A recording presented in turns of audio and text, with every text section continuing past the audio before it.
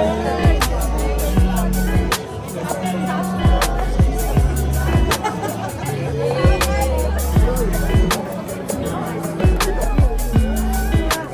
maga! Maga! Picture lang po tayo dalawa. Lamig ko.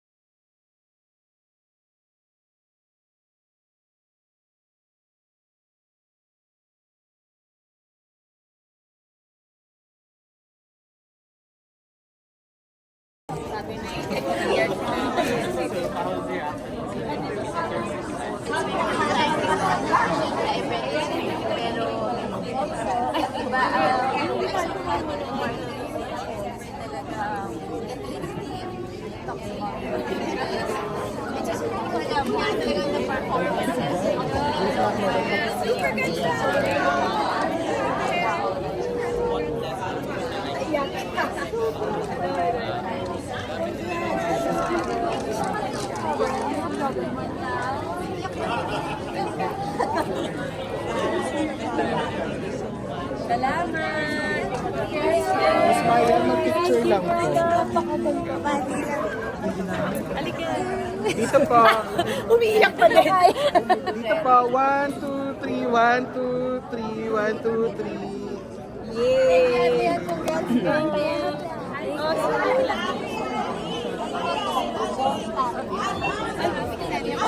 Nandito pala siya. Si Mami.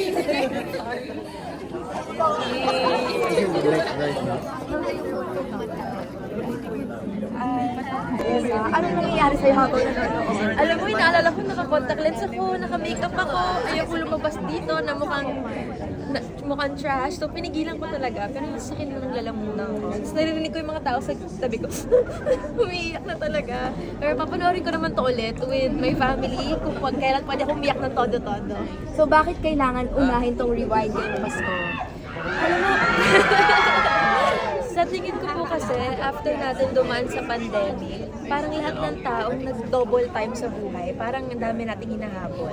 So I think kailangan natin mapanood ng rewind for it to remind us how we should all take it slow, prioritize things that actually matter in life. Thank you. Walang humihinga! Laban lang sa daan!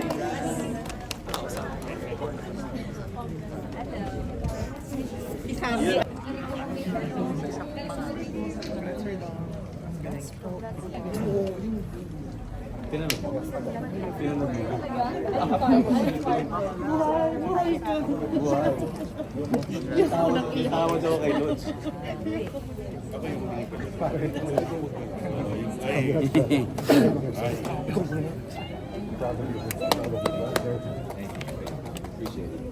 So, ibig sabihin ng mensahe na to, walang trabaho, ha? Papahinga ako. Break time, ha?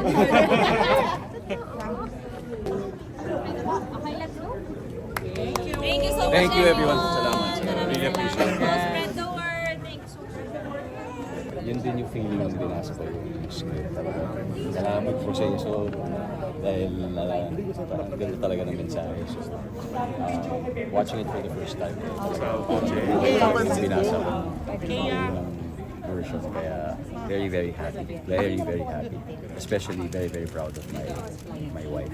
Actually, Of course, congrats. co-actors and pati kung paano dinikit-dikit ni Direk May ang lahat ng ito. So, really, really proud of her. Congratulations kasi sa totoo lang, ang linis na movie, ang ganda, and nakaka-proud.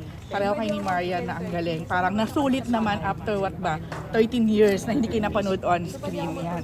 So, ano masasabi mo din yung after talaga, totoo nga, halos lahat ay namumula ang mga mata at nagiiyakan. Pero ang mahalaga, yung pakiramdam pagkatapos, parang meron kang gustong gawin, di ba? May clue meron. Like the first 15 minutes.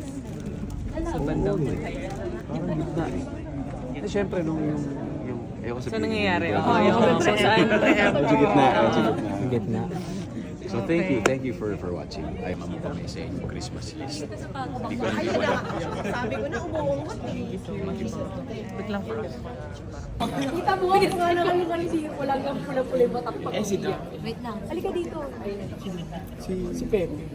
Halika, Pepe, nasa. Ay, teka lang, katulog na siya. Gamot mo. Kasama ba kayo sa Cebu? Sa invite ako. Ikaw saan kami? Pepe! Kuya Pepe! Pepe! Dumagaan lang. Yan, para may rewind sa akin. Dito po muna. Pepe! Napakita tayo! Star Cinema! 1, 2, 3. Oh, here naman po. And 1, 2. Okay po. Isa po rito. 1, 2, 3. Thank you. Hindi ko alam. Basta maganda yung pelikula, maganda yung message. At yun naman yung sinasabi namin palagi dito. Gusto namin pag lumabas sila ng sinihan, meron silang lesson na matututunan. At for sure kayo, nung napanood nyo, parang may realization tayo na ano ba talagang mahalaga para sa atin.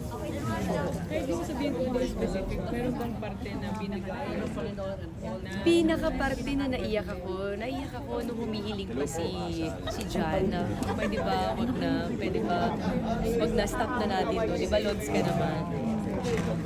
Pero yan, grabe yung promo nyo. Everywhere talaga. Bukas, nasa Cebu kami.